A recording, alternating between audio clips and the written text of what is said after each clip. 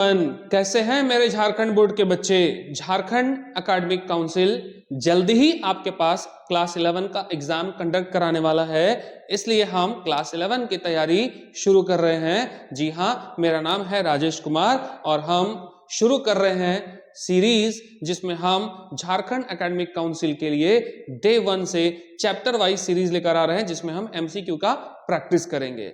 देखिए, MCQ question में अब तक हमने क्वेश्चन नंबर 15 तक डिटेल डिस्कस कर लिया था लास्ट क्लास में, तो आज हम क्वेश्चन शुरुआत करेंगे क्वेश्चन नंबर 16 से कि क्वेश्चन नंबर 16 क्या होता है। अगर आपने हमारा इसका पुराना वीडियो नहीं देखा है तो आप हमारा पुराना वीडियो पार्ट ए आप उसको देख सकते हैं, डिटेल डिस्क्रिप्शन में आपको मिल जाएगा, और या फिर यूट्यूब चैनल के प्लेलिस्ट के ऊपर आपको मिल जाएगा। आइए देखते हैं। सबसे फर्स्ट क्वेश्चन नंबर 16 जैसे ही आप जाओगे तो क्वेश्चन नंबर 16 कहता है आपसे the prime function of accounting is, accounting का प्राइम फंक्शन यानी लेखांकन का मुख्य काम क्या है। तो जी, जैसा कि आपको पता है कि लेखांकन का मुख्य काम क्या हो सकता है, तो लेखांकन का मुख्य काम हो सकता है recording and classifying the business transaction, यानी लेखांकन का मुख्य काम है व्यापारिक लेन देन को लिखना, रिकॉर्डिंग करना यानी लिखना, जिसे आप अकाउंट्स में जर्नल कहते थे। जर्नल के साथ साथ क्लासिफाइंग, जिसका मतलब होता था लेजर बनाना, यानी अकाउंटिंग का मेन पर्पस क्या है, बिजनेस के लेन देन को लिखना और उसका लेजर बनाना। तो इसका आंसर 16 का आंसर कौन सा होगा, नंबर सी। अब जैसे ही आप क्वेश्चन नंबर 17 में जाते हो तो कहता है the main objective of book keeping is, तो पुस्तपालन का मुख्य उद्देश्य क्या होता है। तो कहता है जी सौदों का पूर्ण अभिलेख करना, complete recording of the transaction. Number B आपसे कहता है जी ascertainment of the financial effect of the business. Number C कहता है analysis of interpretation of the data, और डी नंबर कहता है जी ए और बी दोनों, बोथ। बिल्कुल सही है, इसका आंसर कौन सा होगा, answer number is D. D is the correct answer of this question, है ना।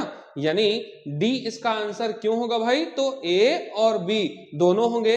यानी बुक कीपिंग का मेन उद्देश्य क्या होता है, तो बुक कीपिंग का उद्देश्य होता है कि जो भी आपने सौदे किए हैं उसका पूर्ण अभिलेख हो पाए, कंप्लीट रिकॉर्डिंग हो पाए, और साथ ही साथ आपको बी नंबर कहता है कि जो रिकॉर्ड आपने किया है उसका इफेक्ट जो बिजनेस में पड़ रहा है, उसका जो प्रभाव पड़ रहा है, उसका सही निर्धारण हो पाए। इसका मतलब आंसर हमारा होगा ए और बी, यानी कि answer number D is the correct answer.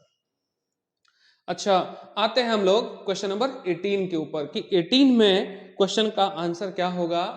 करा जी in accounting record is made of, लेखांकन में लेखा होता है, किसका होता है, ये तो हम सबको पता है कि लेखांकन में लेखा किसका होता है, तो सिर्फ फाइनेंशियल ट्रांजैक्शन को हम रिकॉर्ड करते हैं, नॉन फाइनेंशियल ट्रांजैक्शन को हम रिकॉर्ड नहीं करते। नॉन फाइनेंशियल ट्रांजैक्शन का मतलब क्या हुआ, यानी ऐसे व्यापारिक लेन देन जिसका मूल्यांकन पैसे में किया जा सकता है, जिसका वैल्यूएशन मनी में किया जाता है, मनी वर्थ में किया जा सकता है, हम ऐसे ट्रांजैक्शन को ही रिकॉर्ड करते हैं। जिसका वैल्यूएशन पैसे में नहीं किया जा सकता, मूल्यांकन पैसे में नहीं किया जा सकता, हम उसको रिकॉर्ड नहीं करते। दैट मींस आप देखेंगे क्वेश्चन नंबर 18 आपसे कहता है कि accounting record is made for, accounting record इनमें से किसके लिए किया जाता है, तो इसका आंसर मालिक कंफर्म होगा ओनली फाइनेंशियल ट्रांजैक्शंस, है ना, सिर्फ वित्तीय लेन देन के लिए ही हम लेखा करते हैं।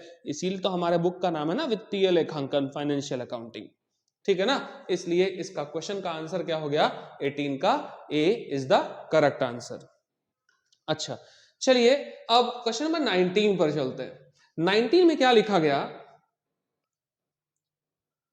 क्वेश्चन नंबर 19 है आपका, कहता है आपसे 5000 paid as rent for the office premises, 5000 रुपया हमने भुगतान किया, दिया है, किस बात पर, ऑफिस के रेंट के लिए। प्रोमाइसेस मतलब होता है बिल्डिंग, भवन, है ना। यानी 5,000 रुपया हमने किराया दिया है, किस बात के लिए? ऑफिस का किराया दिया है। तो बोलता है जी इज एन, ये क्या है, डैश क्या है। तो सिंपल सी बात है, ये क्या है? ये एक व्यापारिक लेन देन है। तो इसका आंसर कौन सा होगा? बी, ये सही आंसर हो गया। इसके बाद देखो कहता है विच of the following transaction is not a financial character. इनमें से कौन सा लेन देन यानी कैरेक्टर, ये जो ट्रांजैक्शन देख रहे हो वो फाइनेंशियल ट्रांजैक्शन नहीं है। फाइनेंशियल ट्रांजैक्शन का मतलब जो वित्तीय प्रकृति की नहीं है। वित्तीय प्रकृति का मतलब जो नगद में नहीं है, जो मॉनेटरी वैल्यूज में नहीं है, जिसका मूल्यांकन पैसों में नहीं किया जा सकता, अब जिसको हम रिकॉर्ड ही नहीं कर सकते। तो इनमें से ऐसा कौन सा ट्रांजैक्शन है? देखो purchase of goods on credit. देखो सामान नगद खरीदो या उधार, उसका मूल्यांकन हो सकता है। अगर हमने सामान खरीदा उधार तो कितने रुपए का खरीदा, मूल्यांकन तो हो सकता है। तो ये तो नहीं हो सकता क्योंकि आपको नॉट बोला गया है। बिल्डिंग खरीदा, इसका भी मूल्यांकन हो सकता है। सैलरी पेमेंट किए तो कितना सैलरी दे रहे हैं, ये बिल्कुल हो सकता है ना। इसका मतलब कि आंसर हमारा क्या होगा? स्ट्राइक बाय एन एम्प्लॉय, यानी कर्मचारियों ने हड़ताल किया तो ये हड़ताल कितने रुपए का है मालिक, इसका मूल्यांकन आप कभी नहीं कर सकते। इसका मतलब कि हमारा आंसर क्या होगा? D is the correct answer for question number 20। चलिए आते हैं और आगे बढ़ते हैं क्वेश्चन नंबर 21 की तरफ। 21 नंबर कहता है क्वेश्चन आपसे, internal users of accounting information are. देखो अकाउंटिंग इंफॉर्मेशन को यूज करने वाले दो लोग होते हैं। एक होता है तुम्हारा इंटरनल यूजर, दूसरा होता है तुम्हारा एक्सटर्नल यूजर। इंटरनल यूजर क्या होता है? जैसे फाइनेंशियल ट्रांजैक्शन को हमने रिकॉर्ड किया, journal, ledger, trial balance, trading, profit loss account बनाया, और लास्टली कितने का फायदा हुआ, कितना नुकसान हुआ, और बैलेंस शीट हम बनाते हैं ताकि हमारी वित्तीय स्थिति कैसी है, हमारा हालात कितना है, किन से कितना लेना है, किनको कितना देना है, ये मुझे कहां से पता चलता है? तो हमारे फाइनेंशियल अकाउंटिंग से पता चलता है। अब देखो फायदा कितने का हुआ, फाइनेंशियल अकाउंटिंग से पता चलेगा। व्यापार में लेना किनसे है, देना कितना है, पूंजी कितना रह गया, कितना हमने लगाया था, ये सारा इंफॉर्मेशन कहां से मिलेगा? तो फाइनेंशियल अकाउंटिंग में ट्रेडिंग, प्रॉफिट लॉस अकाउंट और बैलेंस शीट से पता चलता है। अब आपसे कहा गया कि जो ट्रेडिंग पीएल और बैलेंस शीट है उसको कंपनी में यूज कौन करता है? तो यूज करने वाले दो लोग होते हैं, ध्यान रखना। एक को हम कहते हैं इंटरनल यूजर्स, दूसरे को हम लोग क्या कहते हैं? External users. इंटरनल यूजर का मतलब होता है ये वो लोग होंगे जो कंपनी के अंदर के लोग हैं, कंपनी के अंदर के लोग हैं। जैसे कंपनी के मालिक, कंपनी के डायरेक्टर्स, कंपनी के मैनेजमेंट जिसको आप मैनेजर कहते हो, ये लोग कौन हो गए? कंपनी के अंदर के लोग हैं जो प्रॉफिट को देखेंगे, कंपनी की स्थिति को देखेंगे और उसके आधार पर कंपनी के लिए भविष्य का निर्णय करेंगे। इसको हम बोलते हैं इंटरनल यूजर। ध्यान रखना इंटरनल यूजर में कौन आएंगे? कंपनी के ओनर, कंपनी के डायरेक्टर, कंपनी के मैनेजमेंट, कंपनी के एम्प्लॉइज, ये सब कौन होते हैं? Internal users. और दूसरा होता है हमारा कौन सा? External users. एक्सटर्नल यूजर किसको बोलते हो? यानी फाइनेंशियल ट्रांजैक्शन के जो रिजल्ट निकलेगा उसको नजर बना के रखता है कौन? तो कंपनी के बाहर के लोग भी तुम्हारी कंपनी का रिपोर्ट देखते हैं। जैसे इन्वेस्टर्स, आपकी कंपनी में कोई पैसा लगाएगा, क्या देख के लगाएगा? आपकी कंपनी का हालात अच्छा है तो बहुत सारे इन्वेस्टर्स निकल जाएंगे, आ जाएंगे। और अगर आपकी कंपनी का हालात ठीक नहीं है तो जिस इन्वेस्टर्स ने पैसा लगाया था आपकी कंपनी से निकालना शुरू कर देंगे। तो इन्वेस्टर्स कौन हो गया? External user. सरकार कौन हो गया? External user. टैक्स अथॉरिटी कौन हो गया? एक्सटर्नल यूजर, क्योंकि जितना प्रॉफिट कमाओगे उस प्रॉफिट पे टैक्स लगेगा। तो भाई तुम्हारी कंपनी की प्रॉफिट से टैक्स अथॉरिटी को भी तो मतलब है। बैंकिंग या फाइनेंशियल इंस्टीट्यूशन, अगर बैंक ने आपको लोन दे रखा है, उस लोन को अगर आपको बढ़ाना है तो आपको ये प्रूफ करना पड़ेगा कि हम पहले से ज्यादा सेल कर रहे हैं, पहले से ज्यादा प्रॉफिट कमा रहे हैं, तो लोन भी बढ़ाना पड़ेगा। यानी देखो इंटरनल यूजर और एक्सटर्नल यूजर दो टाइप के यूजर हो गए। तो इंटरनल यूजर के अंदर कंपनी का मालिक, कंपनी के डायरेक्टर, कंपनी के मैनेजमेंट, कंपनी के कर्मचारी, ये हो गया इंटरनल। और एक्सटर्नल का मतलब कौन हो गया? कंपनी के बाहर के लोग। यानी कौन कौन हो गए? जैसे creditors, supplier, bank, financial institution, सरकार, टैक्स अथॉरिटी, ये लोग कौन हो गए, एक्सटर्नल यूजर। तो इंटरनल और एक्सटर्नल समझ में आ गया। अब इससे ना बहुत सारे क्वेश्चंस हमारे आगे चल के धीरे धीरे करके सॉल्व होना शुरू हो जाएंगे, तो हम पहले वहीं पे देखते हैं। देखो कहता है जी, internal users of the accounting information are, internal users लेखांकन सूचनाओं के आंतरिक उपयोगकर्ता हैं। इंटरनल यूजर कौन होते हैं? देखो हमने बताया ना, क्रेडिटर मतलब जिनसे हमने माल खरीदा है, तो वो मेरे कंपनी के अंदर के लोग नहीं, वो बाहर के लोग हैं, तो ये तो हो नहीं सकता। अच्छा ये नहीं हो सकता, तो आगे आते हैं, देखते हैं और क्या दिया हुआ है। पोटेंशियल इन्वेस्टर्स, जो संभावित निवेश करता है, जो हमारी कंपनी में पैसा लगाने वाले हैं, ये कंपनी के अंदर के लोग तो नहीं है ना, ये कंपनी के बाहर के लोग हैं, नहीं हो सकता। मैनेजर, बिल्कुल ये कंपनी के कौन हो गए, इंटरनल यूजर है, कंपनी के अंदर के लोग हैं। इसका मतलब कि इसका आंसर हमारा कौन सा होगा, तो आंसर जो है 21 का सी नंबर इसका करेक्ट आंसर होगा। चलो क्वेश्चन नंबर 22 पर आते हैं, है ना। कह रहा जी, external users of accounting information are. अब इनमें से एक्सटर्नल यूजर कौन है, हमने कहा ना अभी, इसलिए हमने डिटेल डिस्कस कर लिया था पहले ही, है ना। तो एक्सटर्नल यूजर मतलब कंपनी के बाहर के लोग। अब इसमें से बाहर के लोग कौन होंगे, देखो, रिसर्चर जो रिसर्च करेंगे हमारी कंपनी पर, बाहर के लोग हैं। सरकार, कंपनी से बाहर के लोग हैं। टैक्स अथॉरिटी यानी टैक्स अथॉरिटीज, जिसे मुझे जैसे income tax department, GST department, sales tax department, इस तरह के लोग, तो इसका मतलब ये भी कंपनी के बाहर हैं। और लिखा हुआ ऑप्शन ऑल ऑफ दीज। अब आप ही सोचो ना, आपसे कहता है एक्सटर्नल यूजर कौन है, तो ऑब्वियसली इसका करेक्ट आंसर क्या होगा, D is the correct answer of question number 22। क्यों? क्योंकि ये सारे लोग कंपनी के बाहर के लोग हैं, जो हमारे फाइनेंशियल रिपोर्ट को कहीं ना कहीं देखते हैं। इसका मतलब कि आंसर नंबर 22 हो जाएगा ये। 23 नंबर देखो क्या कहता है।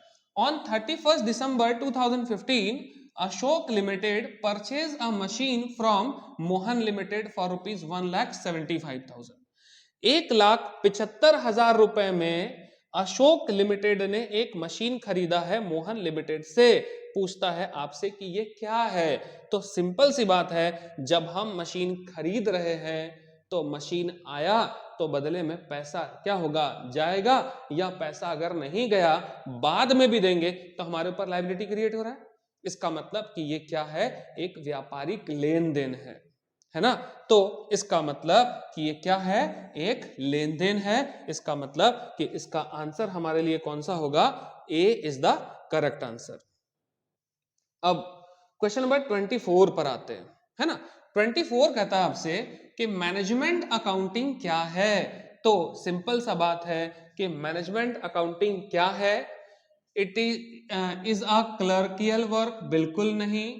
Is an accounting for future, बिल्कुल सही है। मतलब मैनेजमेंट अकाउंटिंग क्या है, एक अकाउंटिंग का वो टर्म है कि हम भविष्य में मैनेजमेंट किस आधार पर करेंगे, मैनेजमेंट किस बेस पर करोगे, उसके लिए ये लेखांकन होता है, जिसे हम मैनेजमेंट अकाउंटिंग कहते हैं। इसका मतलब आंसर के लिए आपको बहुत ज्यादा भाग दौड़ करने का बिल्कुल भी जरूरत नहीं है। इसका आंसर क्या होगा, बी नंबर ही इसका करेक्ट आंसर है। इसके बाद देखो क्वेश्चन नंबर 25 कह रहा, विच of the following is not the limitation of accounting. इनमें से अकाउंटिंग का लिमिटेशन नहीं है, कौन सा है भाई, तो कानूनी मामलों में प्रमाण देना, ये अकाउंटिंग का पार्ट, ये अकाउंटिंग का लिमिटेशन नहीं है, क्योंकि ये क्या है, अकाउंटिंग का पार्ट नहीं है, ये लीगल है। तो इस वजह से आप कह सकते हो इसका आंसर होगा answer number A. Question number 26 आप देखेंगे, क्वेश्चन नंबर 26 में हम जाते हैं। क्वेश्चन नंबर 26 आपसे कहता है, at the end of the financial year after sale of goods worth rupees 2 lakh there was a closing stock of rupees 10,000 is. कहता है कि किसी वर्ष के अंत में 2 लाख रुपए का माल बेचने के बाद आपके पास पैसा पड़ा हुआ है, सॉरी स्टॉक पड़ा हुआ है 10,000। देखो ये ट्रांजैक्शन कभी नहीं हो सकता, ये इवेंट है।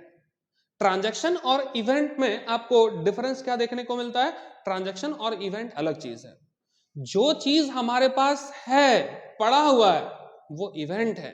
और ट्रांजैक्शन का मतलब क्या होना चाहिए? व्यापारिक लेन देन होना चाहिए। यानी देखिए क्वेश्चन में क्या बोला कि 2 लाख रुपए का माल बेचने के बाद हमारे पास 10,000 का स्टॉक पड़ा हुआ है। देखो स्टॉक मतलब होता है सामान, जब हमने माल खरीदा था वो ट्रांजैक्शन है, लेकिन जितने जितने का माल खरीदे थे उसमें कुछ माल बेच दिए और जो पड़ा हुआ रह गया वो ट्रांजैक्शन नहीं हो सकता। वो क्या है? एक इवेंट है, वो एक घटना है। मतलब इसका आंसर 26 का होगा, ए नंबर उसका आंसर होगा।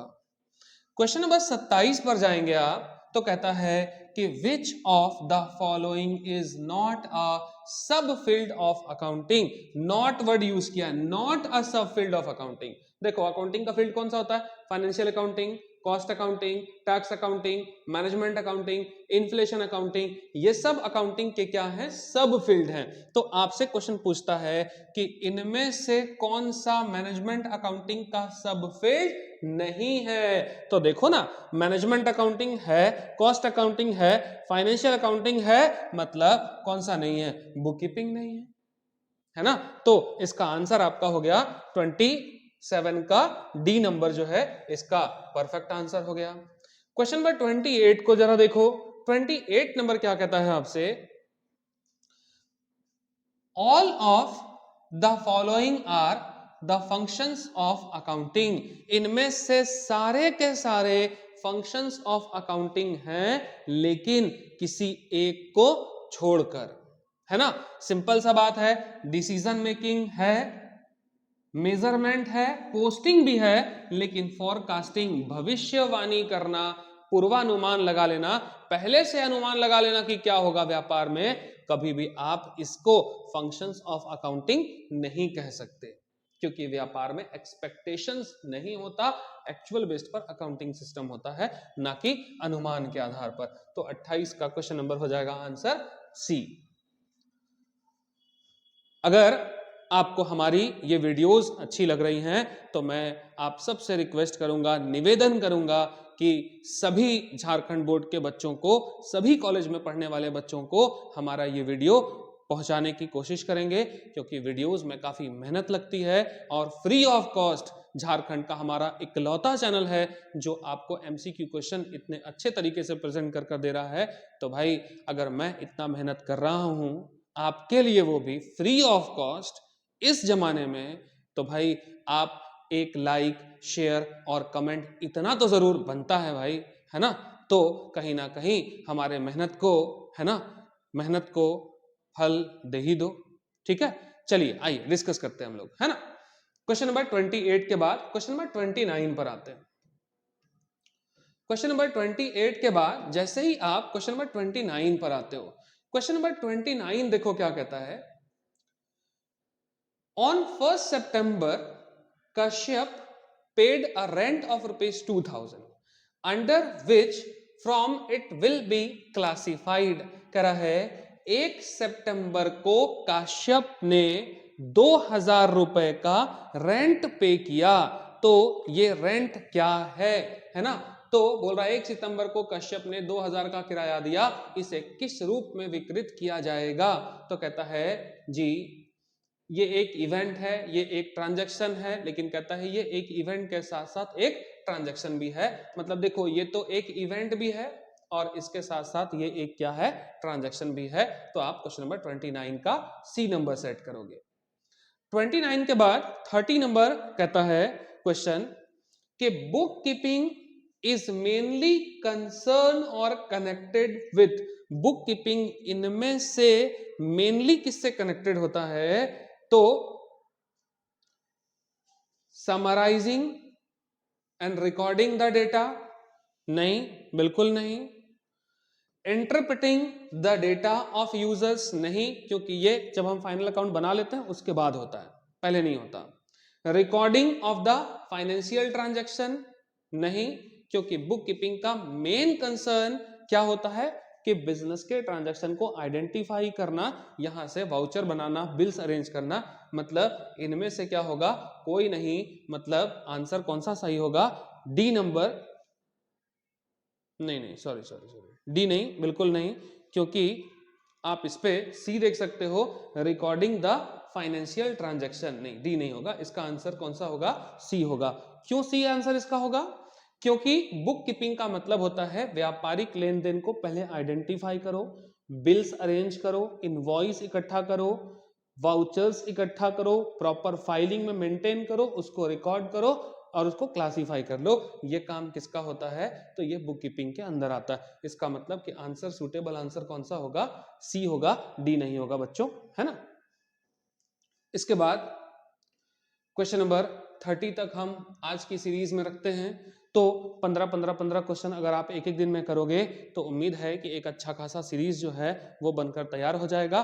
तो ये 15 क्वेश्चंस आज के लिए रखिए, और 15 क्वेश्चन हमने सीरीज ए में देखा था फर्स्ट चैप्टर से, और लेखांकन एक परिचय, इंट्रोडक्शन टू अकाउंटिंग से, ये हमारा वीडियो नंबर दूसरा है क्लास 11 के बच्चों के लिए, जिसमें हमने 15 क्वेश्चन और देख लिए। आप लगभग आप क्वेश्चन अगर देखेंगे तो चैप्टर नंबर 1 से 30 क्वेश्चंस अलग है, बहुत काफी है। अब हम नेक्स्ट हमारे वीडियो में देखेंगे चैप्टर नंबर 2, है ना, अकाउंटेंसी से। तब तक के लिए टाटा, बाय बाय, गुड नाइट और जय हिंद।